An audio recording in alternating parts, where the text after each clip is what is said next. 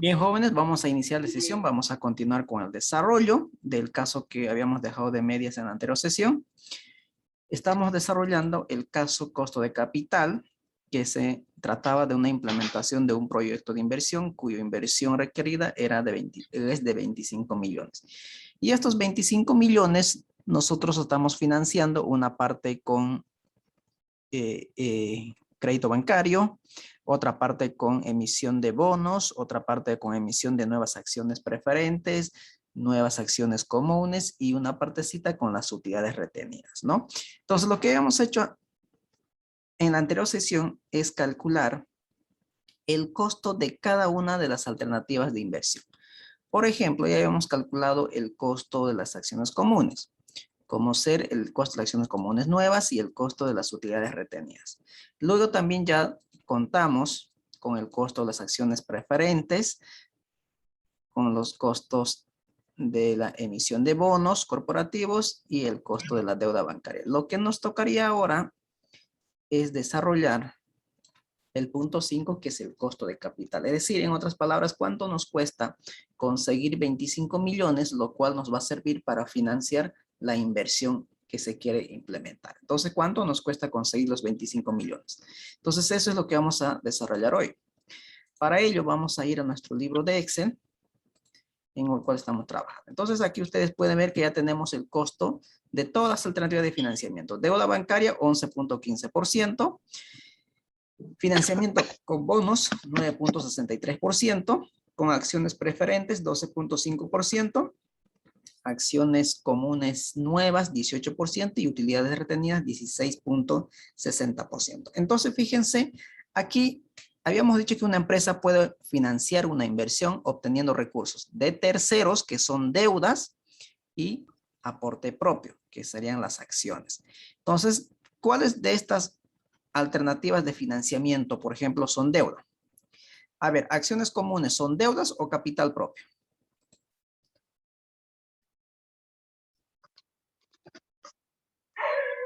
¿Qué son las acciones comunes? ¿Deuda o capital propio? Eso es lo primero que tenemos que clasificar, ¿no? ¿Qué serían las acciones comunes? ¿Deuda o capital propio?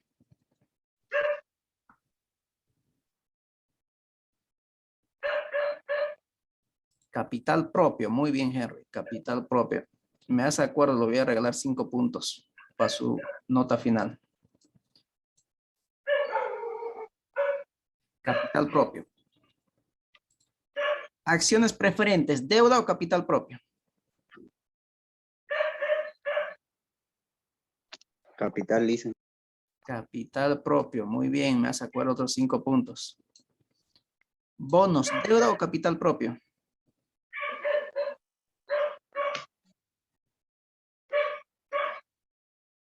¿Mm? Deuda, dice Henry, muy bien, deuda. Otros 5 puntos, 10 puntos estaba ganando Henry para su nota final. Crédito bancario. Crédito bancario. Deuda. Deuda, dice. La señorita que respondió su nombre. Milioli, dice. Muy bien, me hace acuerdo sus 5 puntos. Utilidad retenida, deuda o capital propio. Capital propio, Casanova. Muy bien, me hacen acuerdo los 5 puntos. Muy bien. Entonces no se olviden de sus 5 puntos. Hay una persona que se llamó Diego. ¿Okay? Sí, así van a participar, porque si no, no van a participar ustedes, ¿no? Muy bien, entonces fíjense, tenemos 3 fuentes de financiamiento con capital propio y 2 fuentes de financiamiento con deuda. Entonces, eso es lo primero que hay que hacer, clasificar lo que es deuda y lo que es capital propio. Entonces, vamos a empezar ahora con calcular el costo de la deuda, es decir, cuánto me cuesta financiarme mediante deuda. Eso es lo que necesito determinar. Ya sé que con bonos corporativos me cuesta 9.63 y con crédito bancario 11. No recuerdo cuánto, 11 punto no sé cuánto, ¿correcto? Pero yo necesito cuánto me cuesta conseguir 15 millones. Ya sé cuánto me cuesta 10 millones y ya sé cuánto me cuesta 5 millones. Pero en conjunto, ¿cuánto me cuesta? Eso es lo que me faltaría determinar. Entonces vamos a empezar por ello. Entonces vamos a decir, voy a borrar esto, ya le hemos clasificado de cuáles son deudas y capital propio. Entonces, aquí. Vamos a calcular primero el costo de la deuda. Costo de la deuda. El costo de la deuda.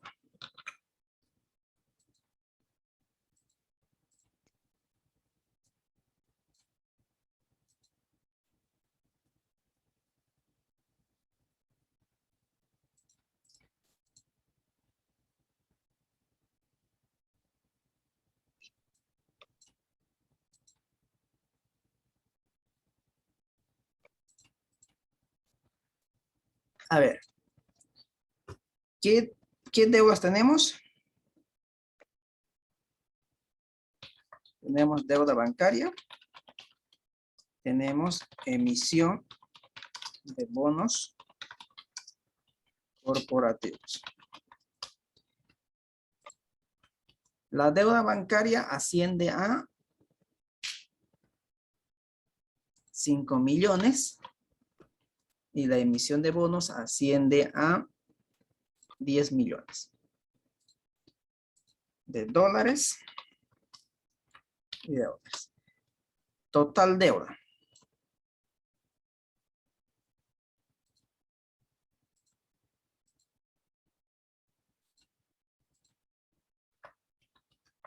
Total deuda.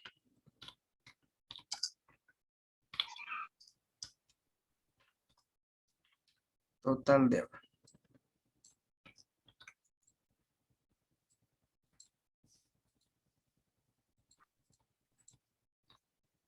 Total deuda asciende a 15 millones de dólares. Muy bien. ¿Cuál es el costo de la deuda bancaria?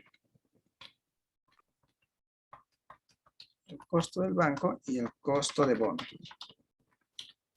¿Cuánto nos cuesta financiarnos con bancos los 5 millones de dólares? ¿Y cuánto nos cuesta conseguir 5 millones de dólares mediante deuda bancaria?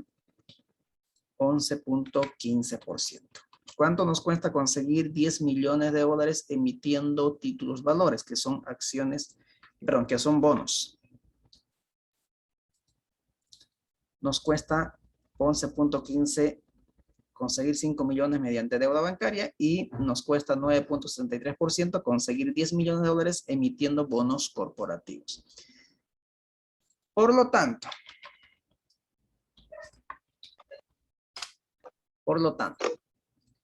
¿cuánto me cuesta conseguir los 15 millones de dólares con deuda? O sea, tengo que calcular el promedio. Entonces, este es el costo de la deuda bancaria. Costo de la deuda simplemente, no ya bancaria, ¿no? Costo de la deuda. Costo de la deuda. A ver, ¿cómo calculamos?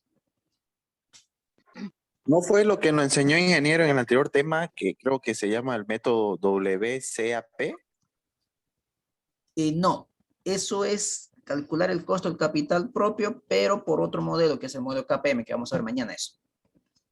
¿Okay? Entonces, aquí fíjense, yo tengo dos tipos de deudas, deuda bancaria y emisión de bonos corporativos. Lo que tengo que calcular es el promedio, pero no el promedio simple que ustedes han visto en estadística. En estadística han dicho el promedio simple es igual, sumamos las dos tasas y dividimos entre el número de datos observados, que sería 2. Es decir, estamos hablando de una tasa promedio, por ejemplo, del 10.40%. Ese es el promedio simple. Esto no va a funcionar aquí. ¿Por qué no va a funcionar? Porque los importes que están financiando, cada alternativa es distinta. Es más o menos que ustedes hayan invertido en un negocio por $100 y que uno de ellos haya puesto $20 y el otro haya puesto 80. En caso que haya una utilidad, imaginemos de 50, ¿cómo distribuyen las utilidades? ¿Por partes iguales?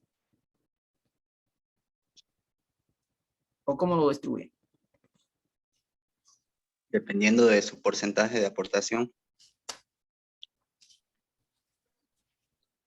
No, porque si lo dividimos, como usted dice, así simple e injusto para el que tiene 80, pues, ¿no? Exactamente. Entonces, aquí exactamente lo mismo. Si yo hago como hice aquí, estaría siendo injusto. Porque no han financiado el mismo importe las dos alternativas. Si no, tienen diferentes montos de financiamiento. Por lo tanto, no correspondería hacer como un promedio simple, que es dividir estos 50 entre ambos, porque sabemos que no han puesto el mismo capital cada uno de ellos. Entonces, hay que distribuirlos de acuerdo al monto de aporte de cada uno de ellos. En este caso, de acuerdo al monto de financiamiento. Entonces, ¿qué hacemos? Vamos a hacer lo siguiente. Lo que voy a hacer es multiplicar el financiamiento de cada alternativa por los costos que corresponde de cada uno de ellos. Entonces, fíjense, 5 millones me costó 11.15 a la empresa, en realidad le cuesta, más 10 millones le cuesta a la empresa 9.63. Entonces, fíjense, los costos estoy multiplicando por sus...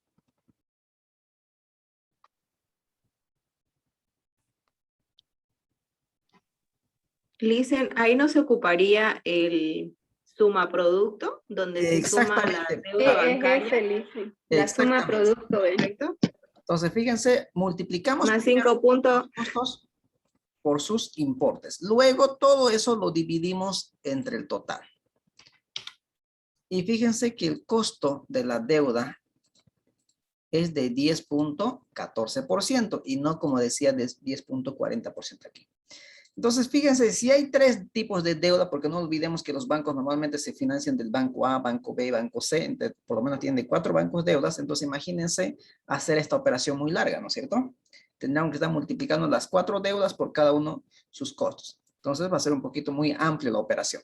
Entonces, para evitar eso, justamente lo que dice su compañero, utilizamos una función que se llama suma producto. La primera matriz va a ser los montos de financiamiento y como segunda matriz, los costos de cada alternativa de financiamiento. Entonces, lo que dice aquí, fíjense, lo primero que está haciendo dice producto. Entonces, ¿qué hace? Los 5,000 lo multiplica por 11, luego los 10,000 lo multiplica por 9.63 y finalmente dice suma. Entonces, una vez que ya multiplicó, lo que hace es sumar, ¿no? Sumar. Entonces, por eso se llama suma producto. Una vez que ya tengamos la función suma producto, lo dividimos entre el total, que es deuda de 15 millones. Entonces, fíjense que es exactamente el mismo importe que nos va a salir. ¿Okay? 10.14%. Entonces, podemos decir que el costo de la deuda es de 10.14%. Es decir, conseguir 15 millones de dólares para la inversión mediante deuda tiene un costo de 10.14%. Antes de impuestos. ¿Estamos? Muy bien. Como hicimos para el costo de la deuda, hacemos exactamente para el costo del capital propio. Costo del capital propio. Costo del capital propio.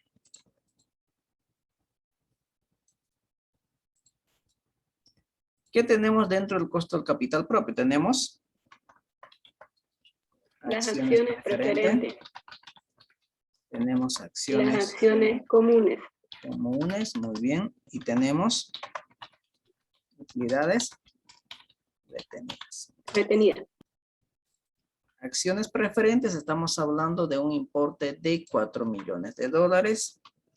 Acciones comunes de 2.160.000 dólares y utilidades retenidas de 3.840.000 dólares. Total financiamiento con aporte propio, total capital propio.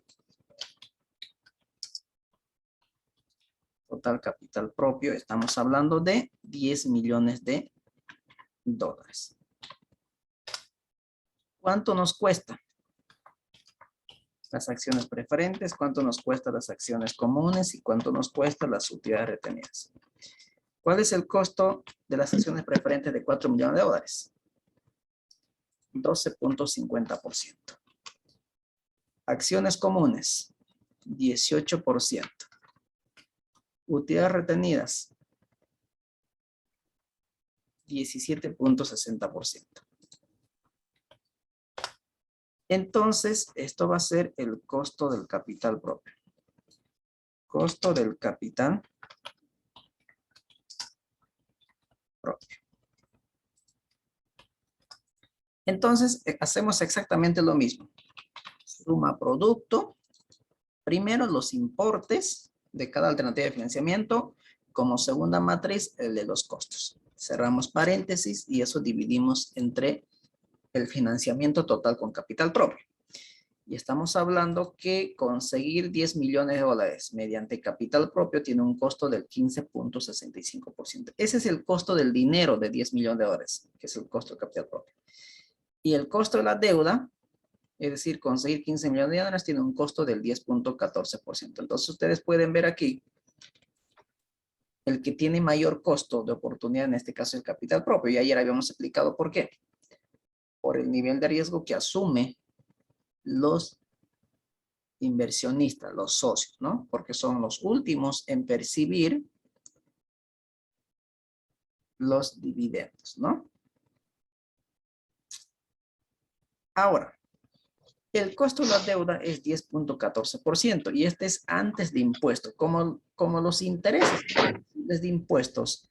Entonces, este 10.14% tendríamos que sacarlo, el costo de la deuda, después de impuestos. Ese va a ser mi costo real de la deuda. Es decir, a este 10.14% lo tengo que sacar el 25%.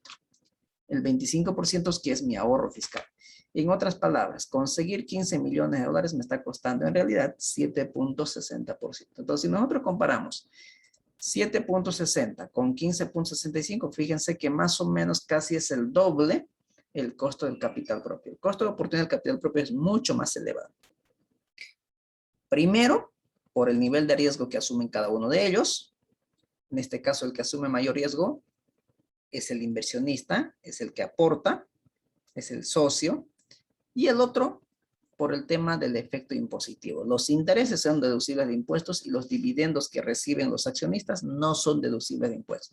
Por lo tanto, eso hace que los costos del capital propio siempre sean mucho más elevados que el costo de la deuda.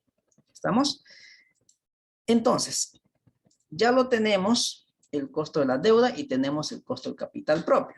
Ya tengo cuánto me cuesta conseguir 15 millones mediante un acreedor, mediante los acreedores, que son 10.14% antes de impuestos, y 10 millones de dólares mediante aporte propio, 15.65%.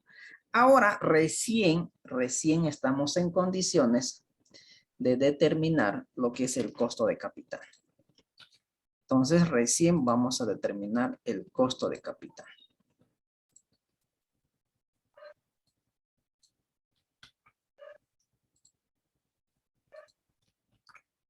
Entonces, ¿qué tengo?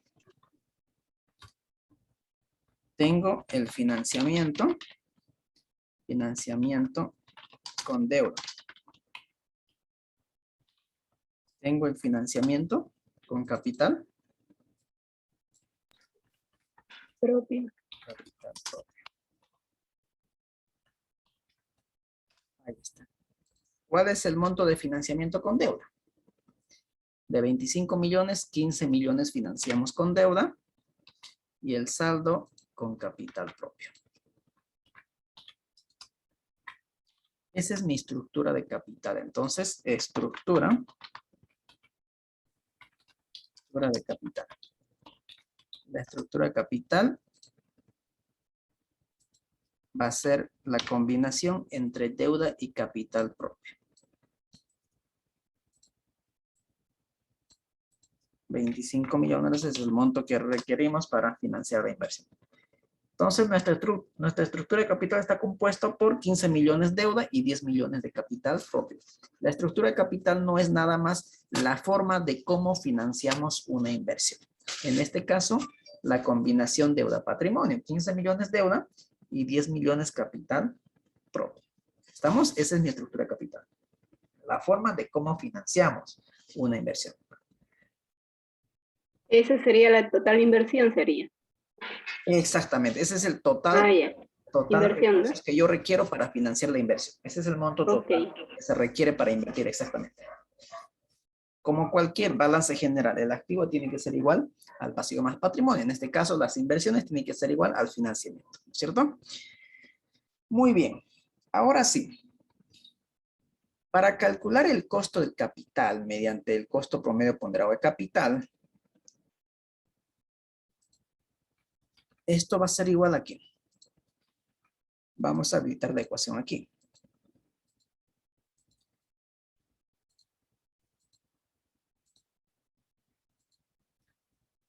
Entonces, el costo promedio ponderado de capital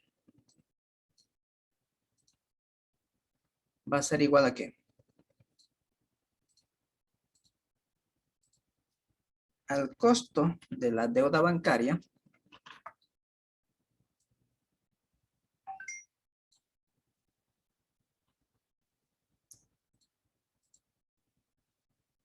como los intereses son deducibles de impuestos, entonces hay que restarlo los impuestos. Y eso lo vamos a multiplicar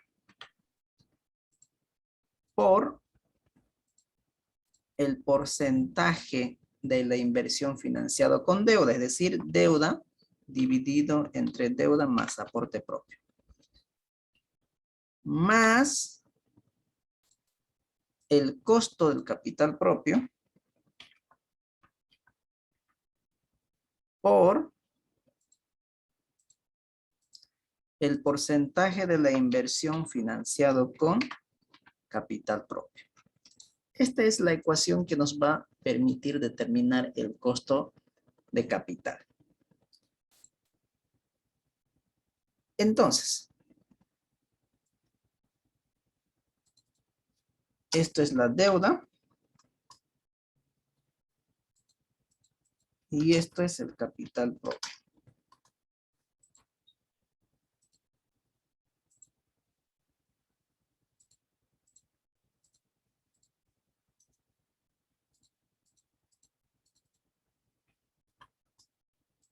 Ahí está. Entonces, fíjense, ¿tenemos el costo de la deuda? ¿Sí o no? ¿Tenemos así? Sí, Listen, Sí, tenemos. tenemos. Acabamos de Está. calcular. ¿Tenemos el impuesto a las utilidades? 25%. Muy bien. Y Tenemos. le dicen, ¿Tenemos la deuda? Tenemos. Capital propio. También, ¿no? Deuda. tenemos, Sí, tenemos, Listen. Si ustedes quieren, el denominador es exactamente la sumatoria entre deuda y patrimonio, o para capital propio, es decir, 25 millones.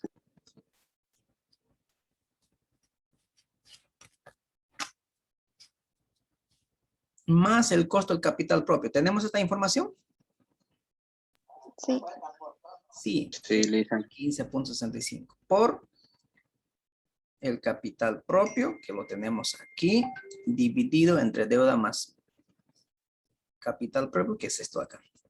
En otras palabras, esto de aquí es el porcentaje de la inversión financiado con capital propio.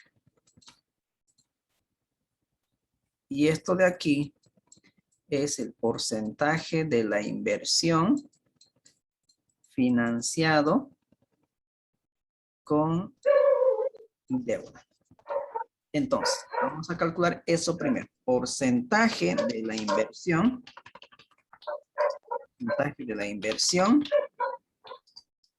financiado con deuda.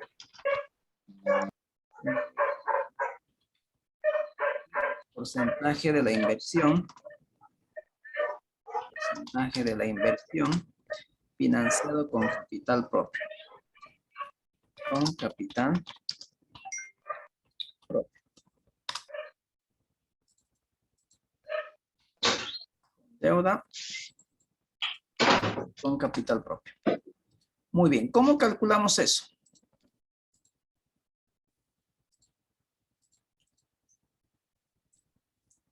A ver, ¿cómo calculo qué porcentaje de la inversión ha sido financiado con deuda? Sabiendo que el monto de la inversión es 25 millones de dólares, que es el mismo que la estructura de capital.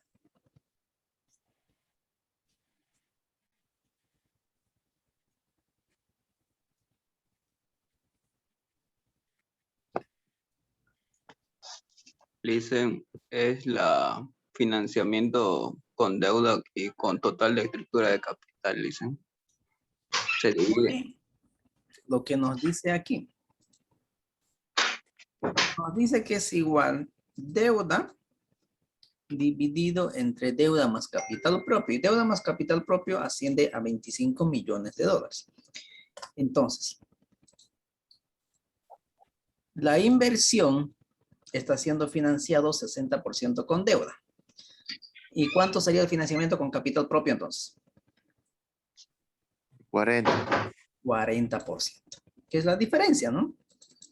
10 millones dividido entre 25 millones. Entonces, ese es el porcentaje de la inversión. Con deuda y con capital propio. Entonces, ya lo tenemos. Estas dos informaciones. Y las demás ya las tengo también. Entonces, lo único que voy a hacer es traer. Entonces, ¿qué vamos a hacer? Lo vamos a traer. Costo de la deuda. Ya lo tenemos. Y el costo del capital propio. Costo del capital propio.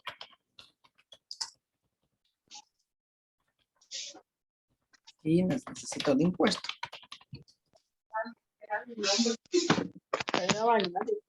Ahí está. Entonces, ¿cuánto me cuesta financiarme con deuda? Nos cuesta 10.14% antes de impuesto. Costo del capital propio, 15.65%. Ahí está. El impuesto en Bolivia sabemos que es el 25%, ¿no? El 25%. El impuesto a las utilidades, la de cuota. Ahí está. Con esto ya estoy en condiciones de calcular el costo de capital. Costo de capital. Mediante el costo promedio ponderado de capital. O por su sigla en inglés.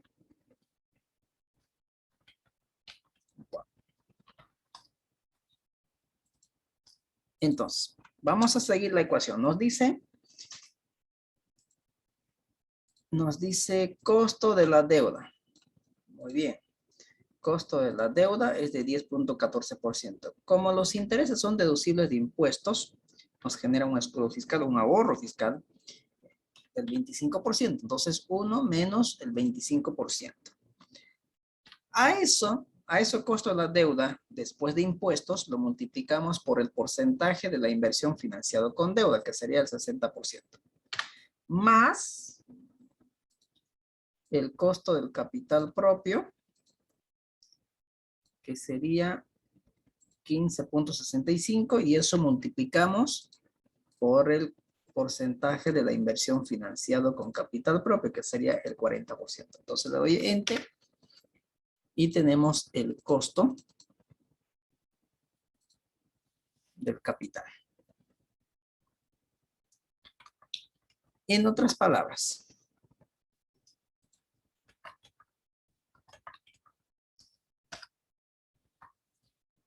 palabras, conseguir 25 millones de dólares para apoyar la nueva inversión tiene un costo del 10.82%. Ese es el costo del dinero de 25 millones de dólares. Este costo de capital se convierte en la rentabilidad mínima que deben exigir los inversionistas. Los inversionistas deben exigir una rentabilidad mínima del 10.82%, porque eso es lo que le cuesta conseguir 25 millones de dólares. ¿Qué pasaría si la inversión genera una rentabilidad menor al 10.82%? Ni siquiera con la rentabilidad obtenida estaría cubriendo el costo del dinero. Entonces, ese proyecto ya no sería rentable. ¿Estamos?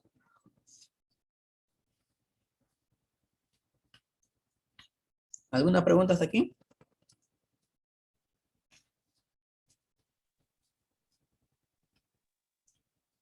No, Licen, ¿se entiende? No, ingeniero.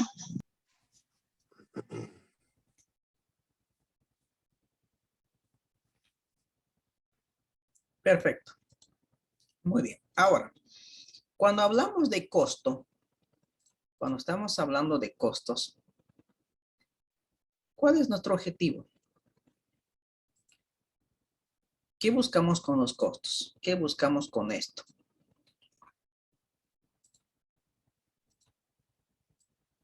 ¿Qué buscamos con esto?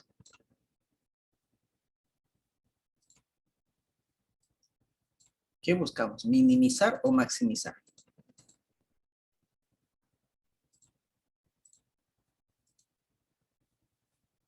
¿Mm? ¿Qué buscamos con los costos? ¿Minimizar o maximizar?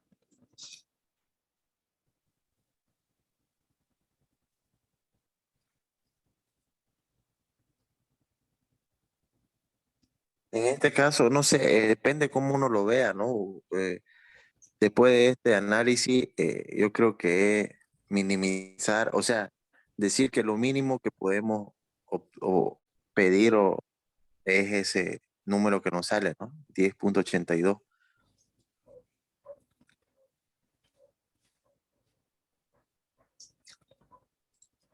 El dinero ajeno tiene un costo, ¿no es cierto? Todo dinero ajeno tiene un costo. Entonces, si este dinero, que es de 25 millones, conseguir me cuesta 10.82%, cuando estamos hablando de costo, siempre nosotros buscamos minimizar los costos, hacer que los costos sean lo más bajo posible. Entonces, lo mismo aquí es, debemos tratar de que este costo de capital sea lo más bajo posible. Entonces, ¿qué significa eso? Buscar alternativas de financiamiento cuyos costos sean mucho más bajos.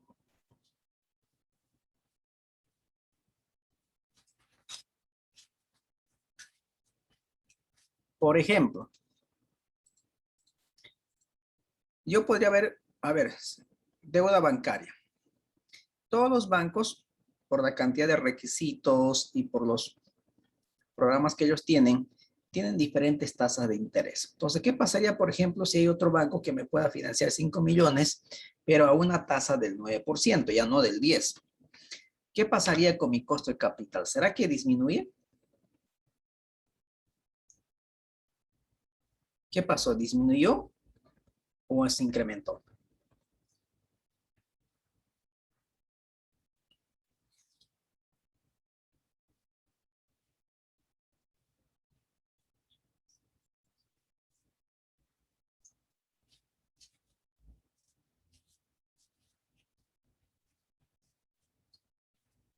¿Cuánto era antes? ¿Cuánto era antes? Con una deuda bancaria del 10% era 10.82. En bajar en un punto la tasa de interés, fíjense, el costo de capital llega a ser 10.66, que es menor al 10.85%. Entonces, Bajo ahí. ese es el objetivo. Mejora el costo, o sea, hace que sea más bajo. Entonces, siempre hay que buscar alternativas de financiamiento al costo más bajo posible. De esa manera, nosotros vamos a minimizar este costo. Entonces, siempre buscar recursos al costo más bajo posible. Entonces, una manera de disminuir estos costos es justamente buscando fuentes de financiamiento a los costos más bajos. Ahora, la otra alternativa también podría ser que en vez de financiarnos 60% con deuda, nos financiemos el 80%. ¿Qué pasaría si nos financiamos 80% con deuda y solamente 20% con capital propio? ¿Qué pasó con el costo? ¿Disminuye o aumenta?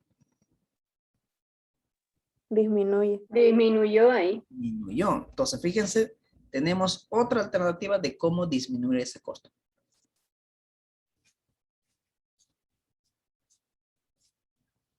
Pero obviamente que eso no es fácil, ¿no? Eso no es fácil. Yo tengo que endeudarme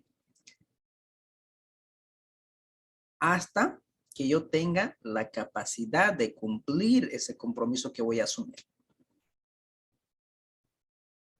Uno se va a endeudar hasta donde uno puede cumplir ese compromiso, es decir, hasta donde uno puede pagar esa obligación.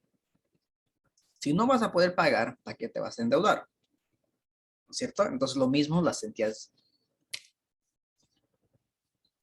las compañías, las empresas, exactamente lo mismo. tal como funciona en las finanzas de las familias, también hacen las mismas operaciones en las empresas. Entonces, una empresa debe financiarse hasta que él sea capaz de cumplir ese compromiso que está asumiendo. Si esta empresa tiene la posibilidad de pagar una deuda de 80% del total de la inversión, pues adelante, va a disminuir el costo de capital. Pero si no está dentro de sus posibilidades,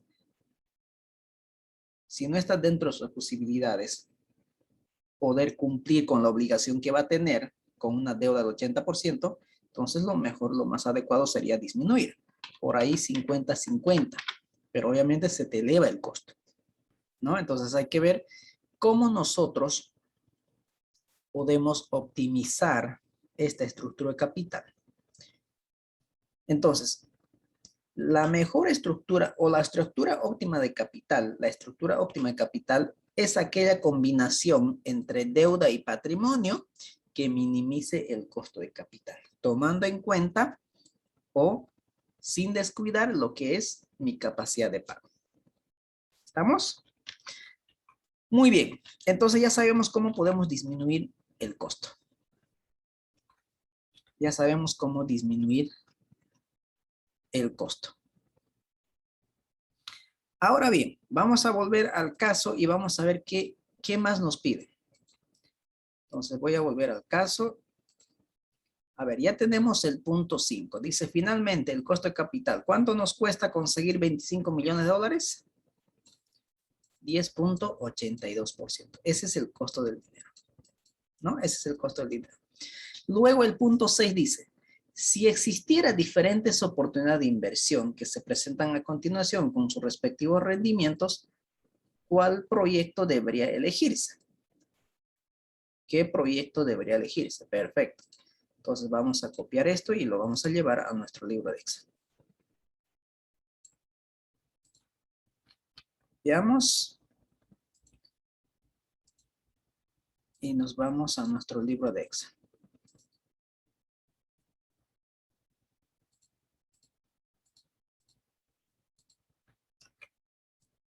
Ahí está. Entonces, aquí tengo los proyectos. Tengo proyecto A, proyecto B, C, D, E.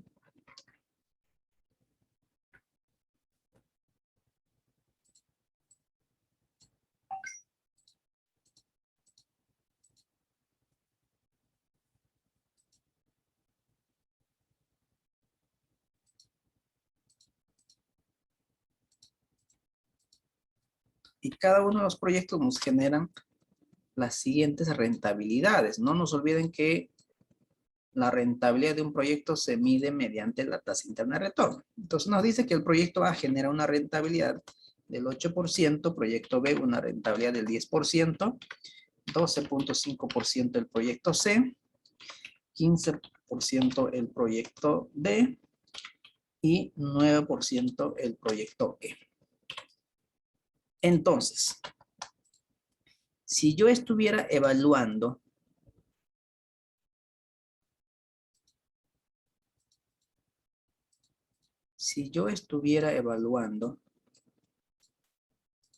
proyectos independientes, empecemos con proyectos independientes. ¿Qué proyectos aceptaría si estaría evaluando proyectos independientes? ¿Qué proyectos aceptaría? Primero, si quieren, recordemos el concepto de proyectos independientes. ¿Qué significa proyectos independientes? Que no tienen relación entre sí, es decir, no compiten entre sí. Si yo así acepto un proyecto, no difiere en absoluto a los demás proyectos. Es decir, puedo aceptar 2 o más proyectos cuando estoy evaluando proyectos independientes, pero eso va a depender del capital que yo tenga. En este caso, ¿qué proyectos aceptaría y qué proyectos rechazaría si fueran proyectos independientes? Aceptaría el C La y D, el D. dice, proyecto D.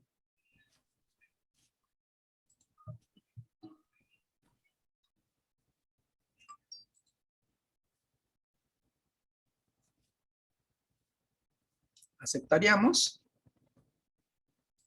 el proyecto C, que tiene una rentabilidad promedio del 12.5%, que es superior al 10.82%, y el proyecto D, que tiene una rentabilidad promedio que es superior a 10.82%. No se olviden cuál era el criterio de la TIR para aceptar o rechazar un proyecto. ¿Mm? ¿Cuál era el criterio de la TIR? Debe ser mayor a la tasa de... Ser mayor a la tasa de descuento. La TIR puede asumir 3 valores, ¿no?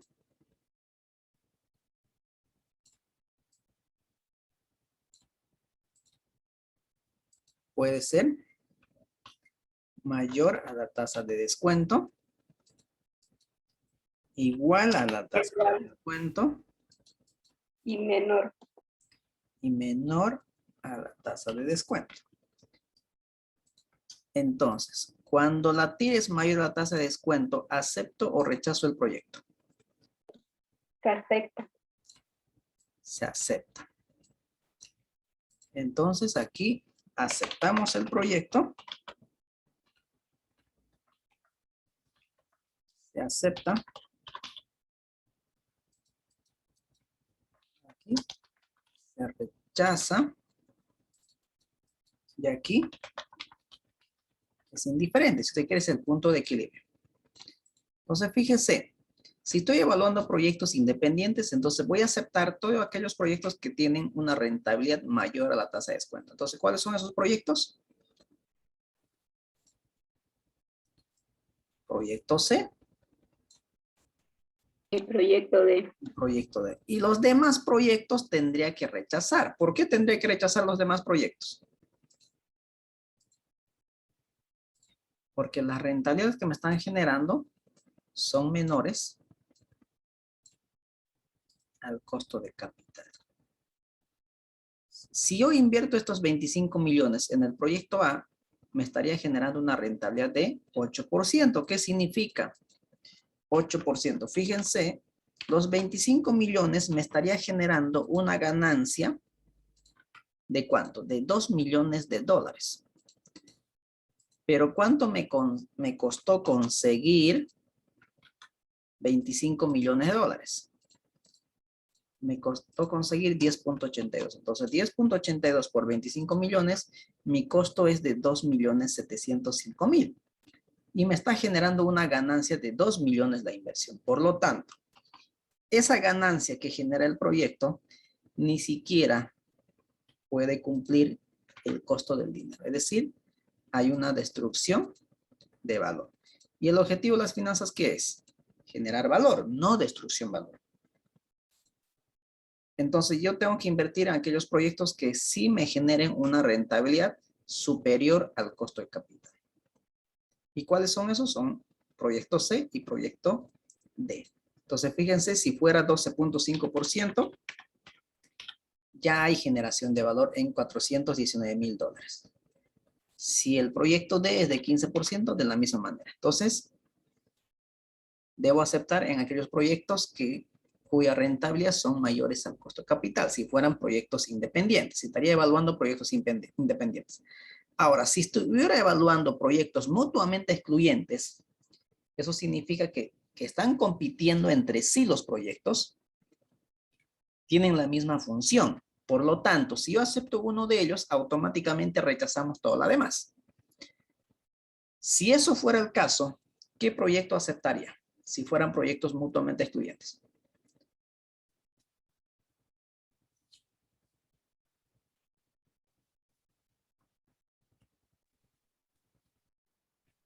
El D,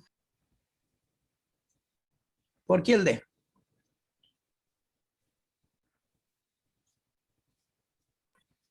porque su porcentaje de la TIR es mayor. Perfecto, porque me está generando una mayor rentabilidad. Entonces, aquellos proyectos que generen una mayor rentabilidad son los más atractivos. Entonces, lo que debería aceptar aquí simplemente es el proyecto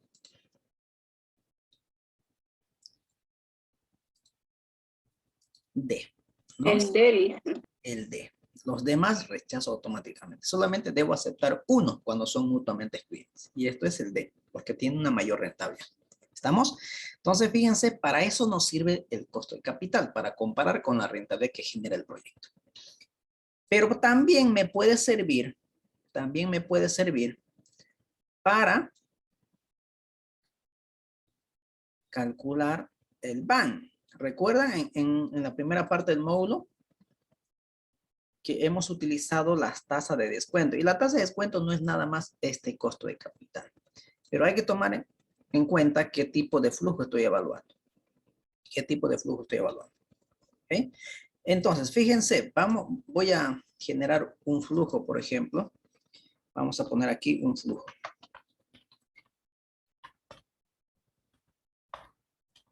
Un flujo. Año 0 hasta el año 5. ¿Qué pasa si yo tengo, aquí vamos a poner detalle, un flujo de caja libre, cuya inversión requerida en este caso es de 25 millones de dólares, ¿no? Ese es lo que se ha invertido. Esos flujos me generan las siguientes rentabilidades.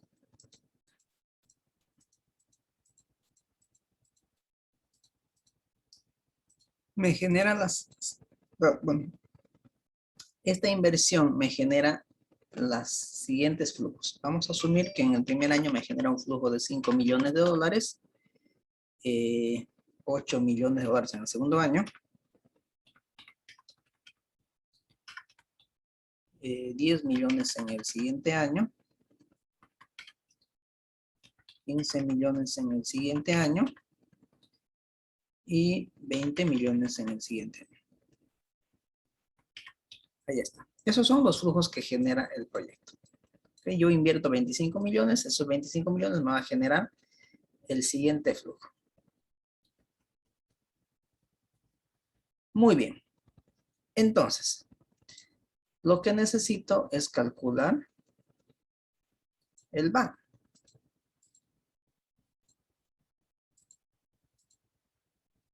¿Cómo calculamos el BAN? El BAN va a ser igual. Primero actualizamos los flujos. Para actualizar los flujos necesito la tasa de descuento que es del 10.82%. Punto y coma. Agarro los flujos que genera el proyecto. Es decir, el valor presente de los flujos es de 40.283.540. Pero yo no quiero calcular el valor presente de los flujos. Lo que yo quiero es calcular el BAN, el valor actual neto. No se olviden que el BAN es un indicador de generación de valor. Entonces, a ese valor presente de los flujos lo tengo que restar la inversión inicial. Como la inversión ya está con negativo, lo tengo que sumar, ¿no? Entonces, fíjense, el proyecto me está generando valor en términos de hoy de 15.283.540 dólares después de haber cubierto la inversión inicial de 25 millones de dólares y el costo del dinero de 10.82%. Entonces nosotros, ¿cómo podemos mejorar este valor actual neto?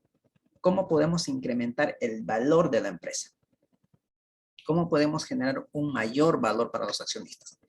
Uno de ellos es minimizando el costo.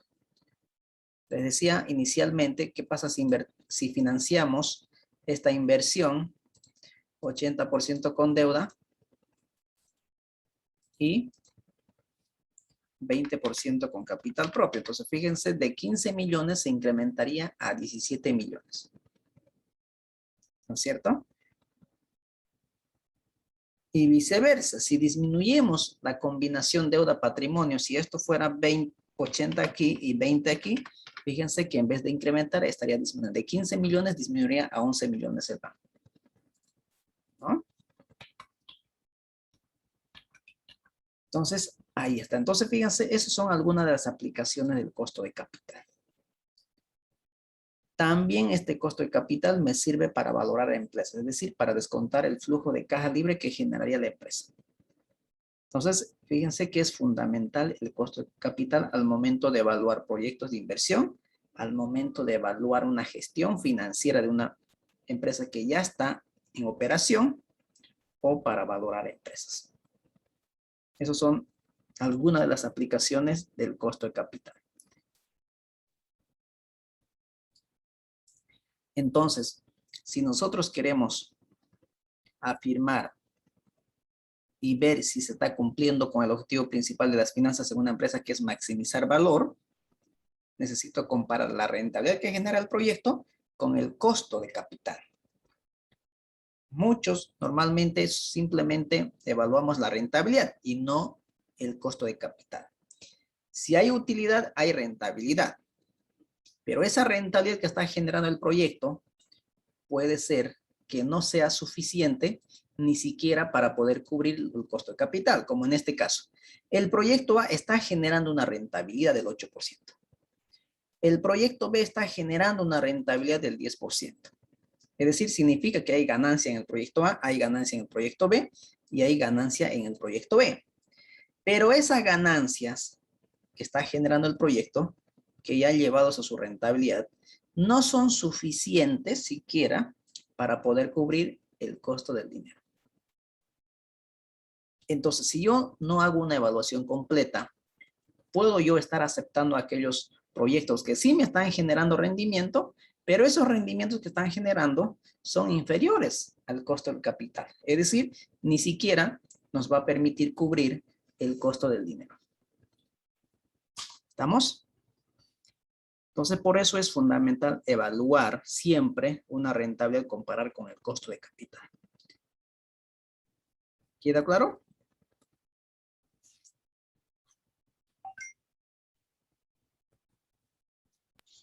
Sí, ingeniero. Perfecto. Ahora, otra alternativa de mejorar este indicador, que es el BAN. Habíamos concluido en la primera parte que el mejor indicador entre el BAN y TIR es el valor actual neto, ¿no es cierto? Es el valor actual neto.